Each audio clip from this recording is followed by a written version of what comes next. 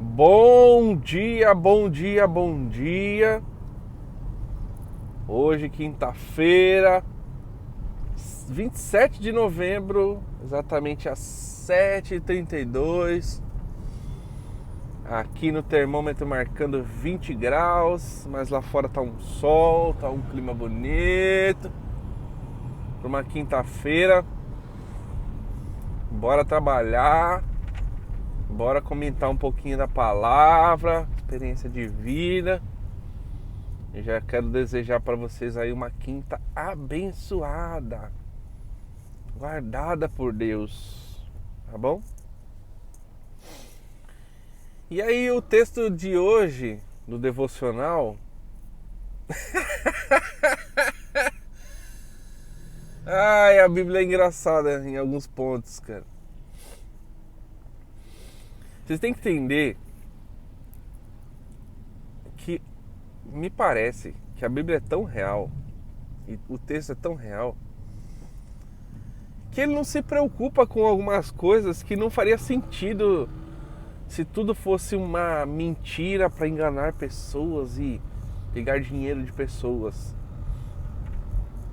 Existem pessoas que utilizam parte da Bíblia, então uma meia verdade, que a gente chama de... Como é que é o nome? Esqueci o nome, eu vou lembrar.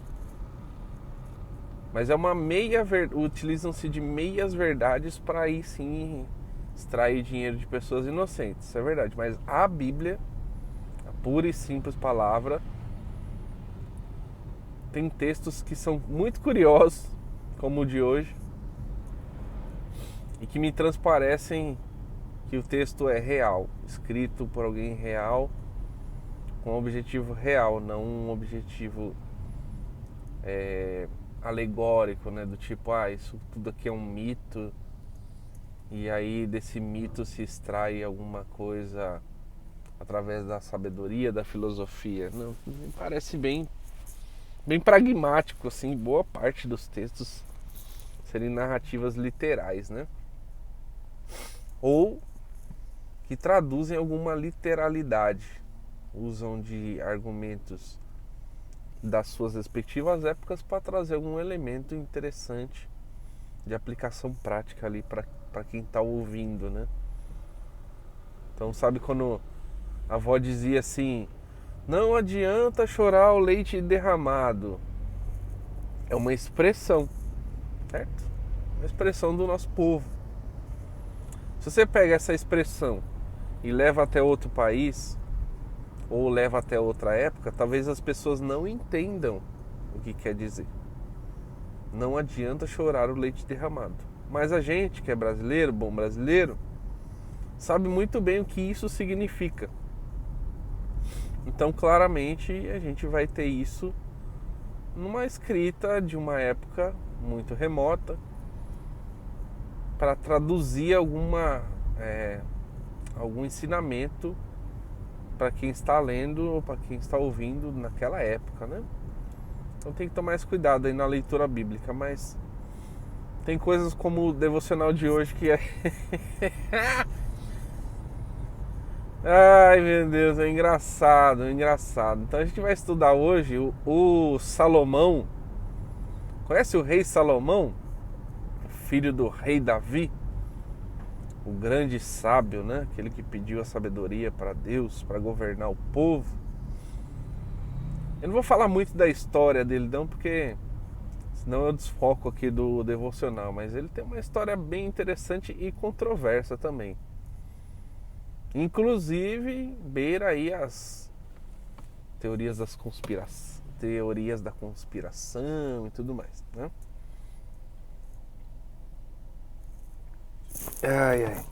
Mas o Salomão velho, que é o que a gente vai ler aqui, é um personagem muito engraçado, na minha perspectiva. Então a gente vai ler agora Eclesiastes, no capítulo 1, já para começar, e no verso 2.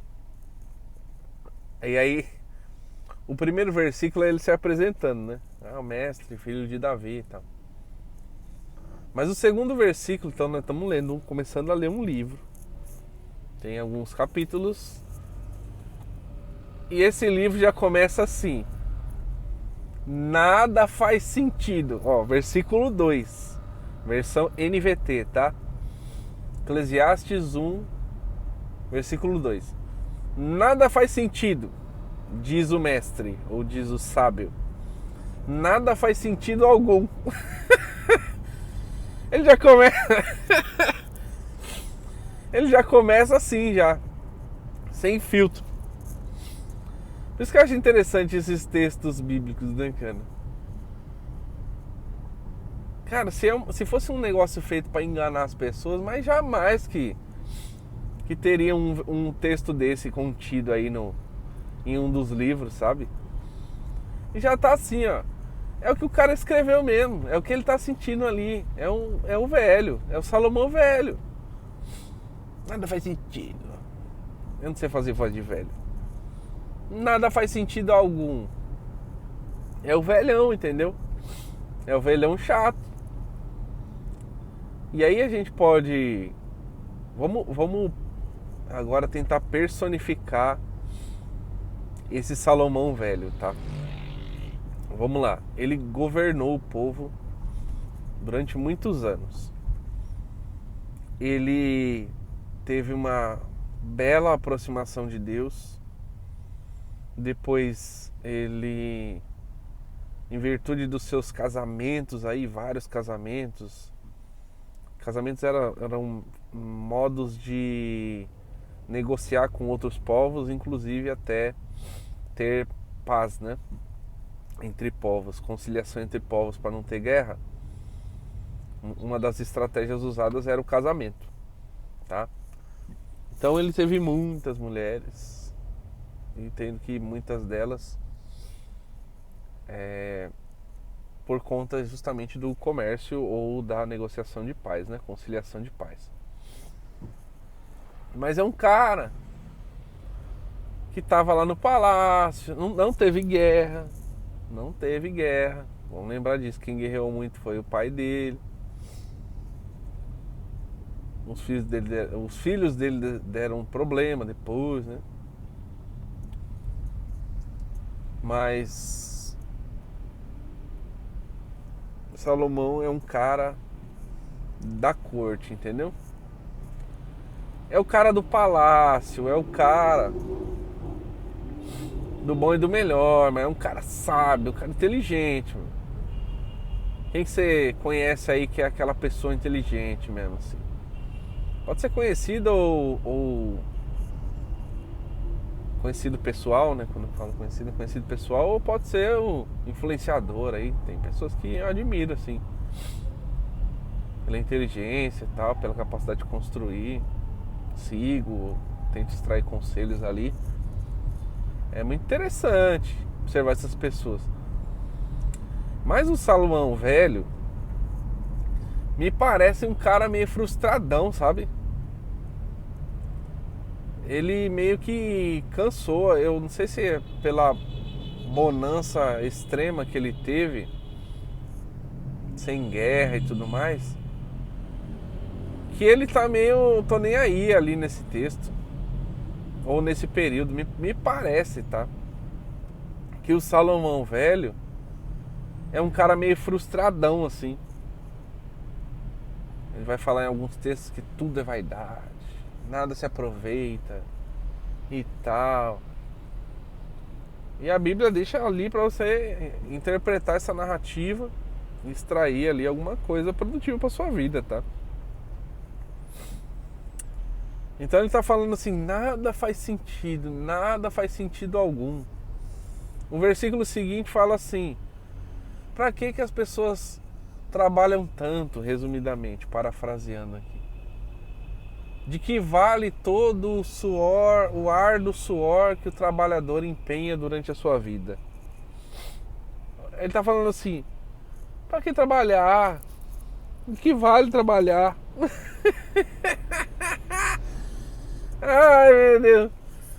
Esse Salomão velho é um cara meio... tô nem aí, ele tá meio frustrado, não sei, deve estar meio ranzinza.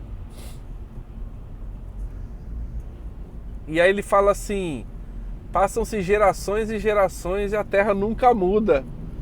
Tipo assim, já viu aquela pessoa que fala assim: ah, meu, a Terra tá aí há milhões e milhões de anos, meu, não vai mudar nada. Eu vou seguir aqui fazendo meu negocinho aqui, ou nem fazendo.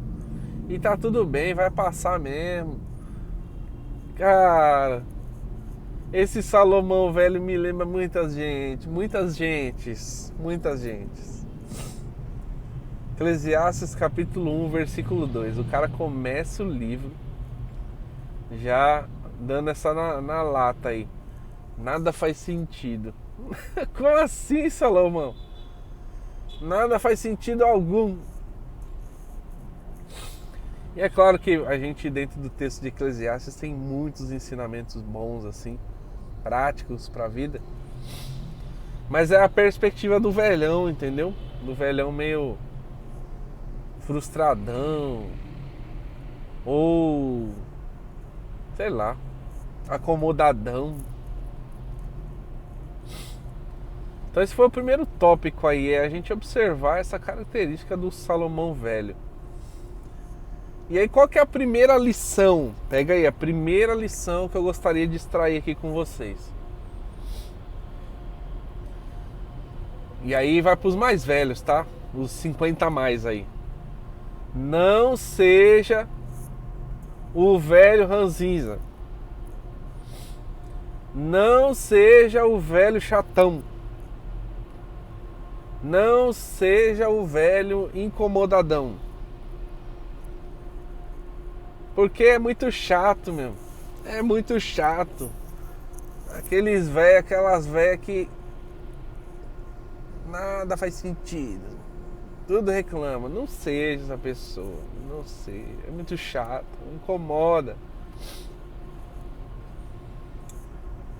Talvez você esteja assim porque durante a sua vida toda você batalhou, suou, fez de tudo.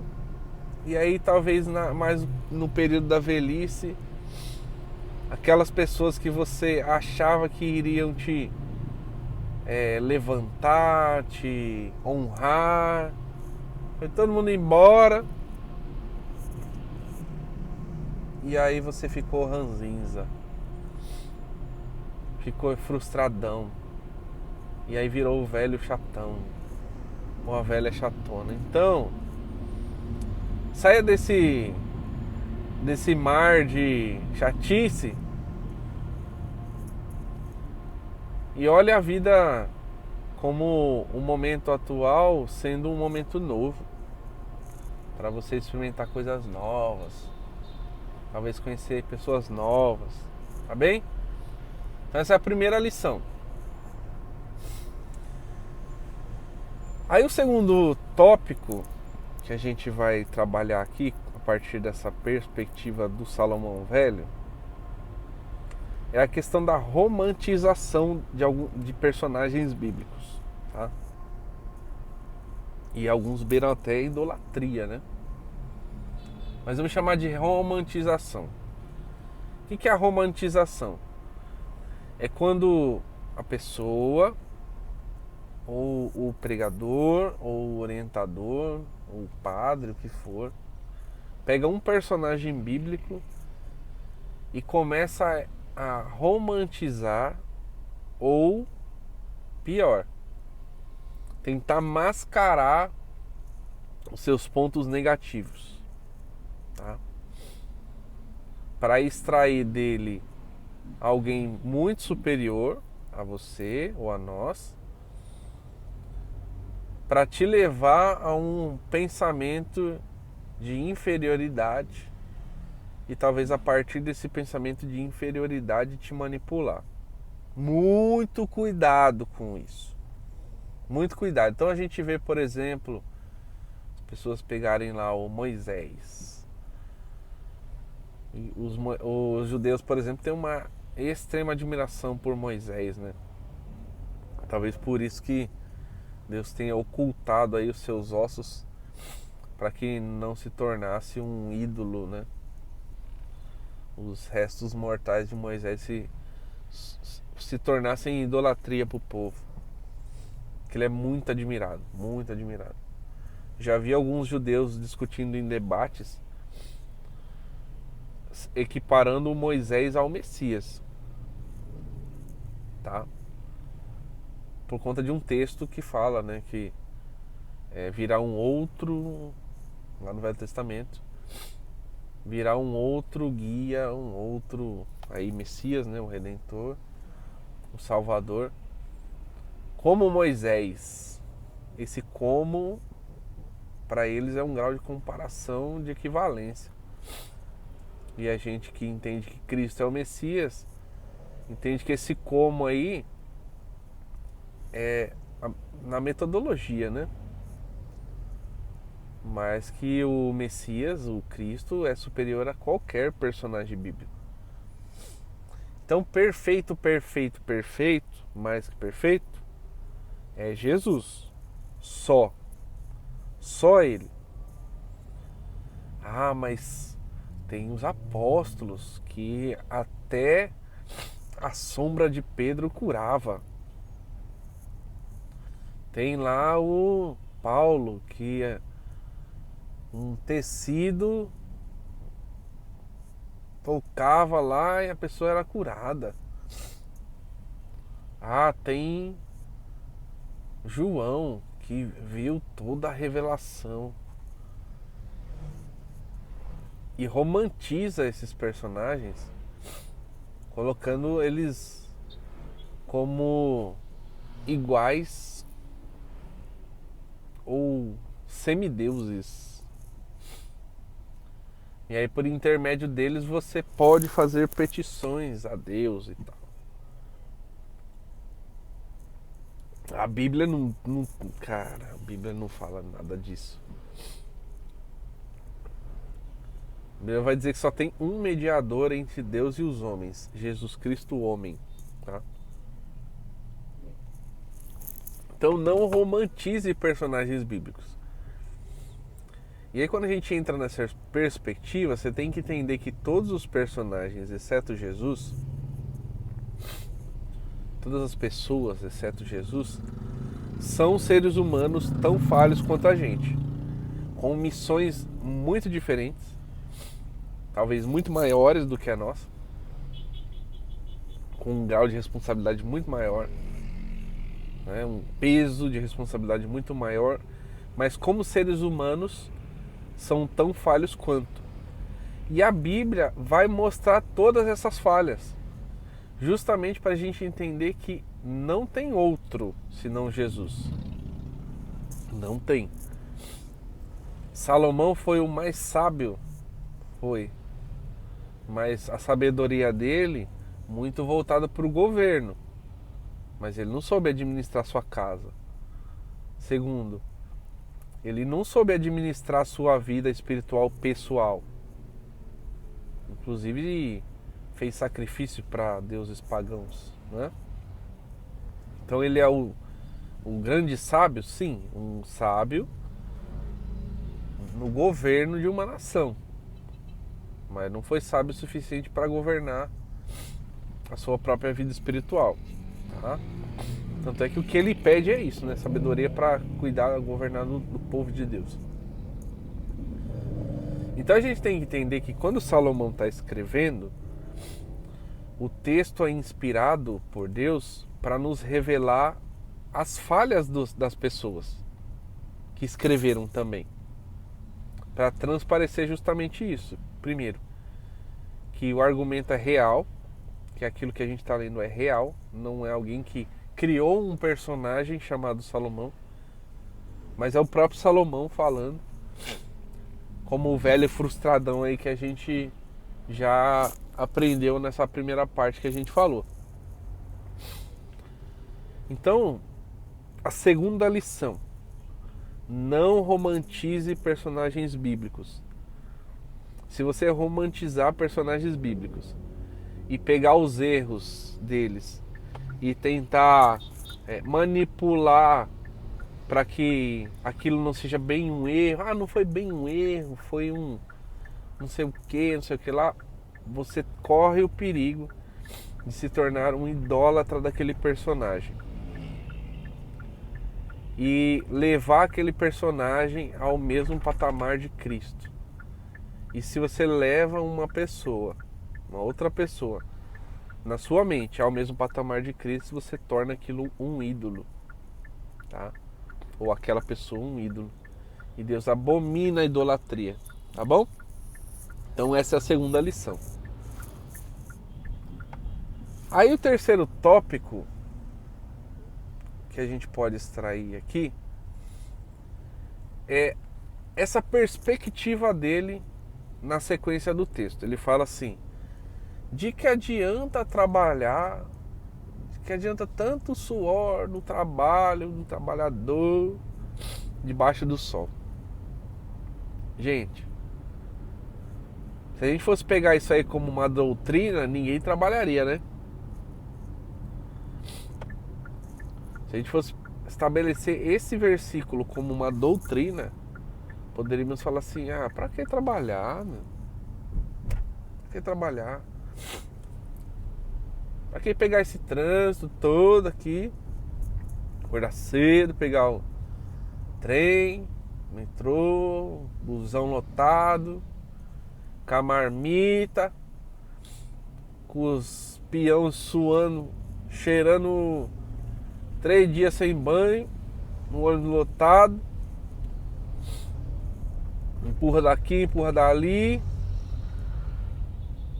Se a gente fosse nessa mentalidade, por isso que nem tudo que é narrativa é doutrina na Bíblia, tá? Tem que separar bem aí as coisas. A maior parte da Bíblia é narrativa, tá? Mas se a gente parar pra pensar, o Salomão velho aí, falando que não... Ah, pra que trabalhar e tal. Ele tá meio frustrado, né, como eu falei. Pô, mas ele trabalhou pra caramba. E botou o povo pra trabalhar pra caramba também. Construiu o templo. Fez aquele negócio suntuoso a pedido do seu pai, né, Davi, que queria construir o templo. Pô, trabalhou legal, meu. Trabalhou legal, fez coisas interessantes. Aí se a gente vai voltando os personagens, né? Então você pega lá Livro dos Reis, aí você tem o Davi, você tem o Saul, aí você volta, tem os juízes, aí você volta, tem os patriarcas, né? Tem o Moisés, tem o Josué, aí você volta, aí tem o José, tem o Jacó, tem o Isaac, tem o Abraão, vai voltando. Noé, vai voltando lá. Folheando a Bíblia ao contrário, né? Lameque, volta no Matusalém, no Enoque, volta no Sete, volta no Abel, volta no Adão. Voltou, todo mundo. Pá, foi. Ó, acho que eu fui certo aí, ó. Rebobinei direitinho, né? Acho que eu rebobinei direitinho aí os personagens, pelo menos os principais. E aí você tem Deus criando Adão, tá? Lá no Éden. Um jardim colocado no meio da criação.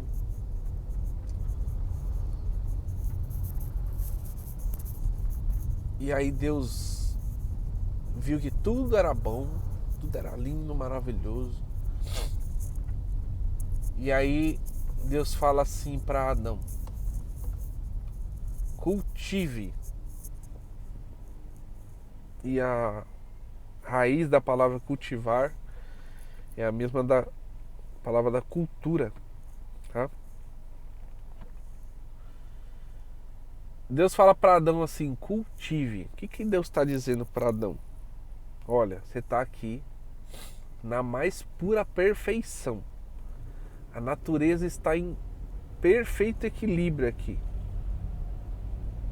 Perfeita sintonia, como um reloginho suíço. Como uma música clássica de Beethoven. Uma sintonia perfeita. como um instrumento afinado no diapasão. Eita, ó, os velhos agora até abriu o olho. Diapasão, o que é isso? Os novos nem sabem o que é isso, né? Os instrumentistas aí, ó. Na minha época que não tinha aplicativo e os pedais de afinação eram muito caros, você usava outros recursos para afinar, tá? E afinava na orelha. E um dos recursos utilizados para a gente afinar, quando você tirava o telefone do gancho, né? Que a galera nova aí nem sabe o que é isso também. Tirava o telefone do gancho, aquele som que fazia assim, ó, tu, aquilo lá era um lá. Aí a gente afinava, no meu caso, o violão, né? Afinava o lá. E aí da corda lá você afinava as demais cordas. Ou se tivesse uma música rolando que você conhecesse, aí você ia afinando pela própria música, né? Ouvido, treinava muito o ouvido. Então, Adão estava ali numa sintonia perfeita, no ápice da criação. Tudo do bom e do melhor. Deus poderia simplesmente falar assim: curte aí, meu. Férias agora, ó, te criei aí, tá tudo pronto, tá tudo feito. Férias é pousada para a eternidade daqui. É só não comer do fruto ali, ó, daquela árvore ali que tá tudo certo. Tá tudo perfeito. Mas neste lugar de perfeição, Deus manda Adão cultivar. Que traduzindo para os dias de hoje, Deus está falando assim: pode trabalhar. Então a ordem do trabalho, que nos torna ativos, crescentes e constantes, não é uma ordem que o ser humano inventou, sabe? Ou ele viu que era necessário para daí fazer as coisas e depois montar as suas culturas agrícolas e depois montar as suas culturas de governo, estabelecer reinados, depois estabelecer repúblicas, impérios e empresas e navegações e tudo mais. Nada disso partiu de uma mera criação humana. O trabalho surgiu de uma ordem que veio do próprio Deus para Adão na perfeição da criação. Então, qual que é a terceira lição aqui para nós?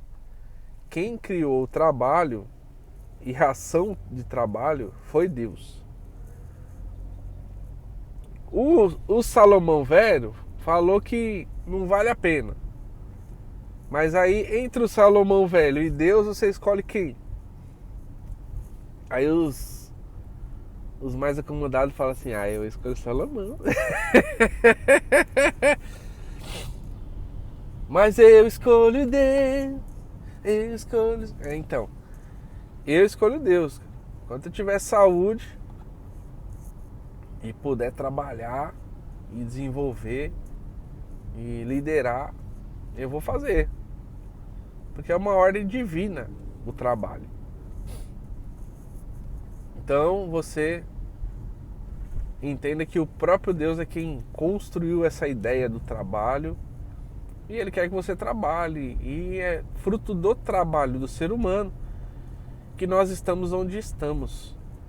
Talvez não estamos como nação, por exemplo, onde a gente desejaria estar, mas se a gente comparar os recursos que as pessoas têm hoje, mesmo que em dificuldade, comparado ao tanto de pessoas que tinham nada há um século atrás, 100 anos atrás, questão de saneamento, questão de saúde, segurança, em vários aspectos, e até porque o nosso país não é tão seguro assim, né? Mas se você comparar com um século para trás, de fato estamos melhores, tá? Temos melhores condições. E essas condições são frutos do trabalho de alguém. Então trabalhe, desenvolva. Você tem uma natureza criativa que Deus próprio colocou aí para você cultivar alguma coisa e a partir dela prosperar, né? Então, fechando aí a terceira lição, nós precisamos obedecer a ordem de Deus e vamos trabalhar. Não cai nessa aí do Salomão, porque é uma narrativa, uma perspectiva dele.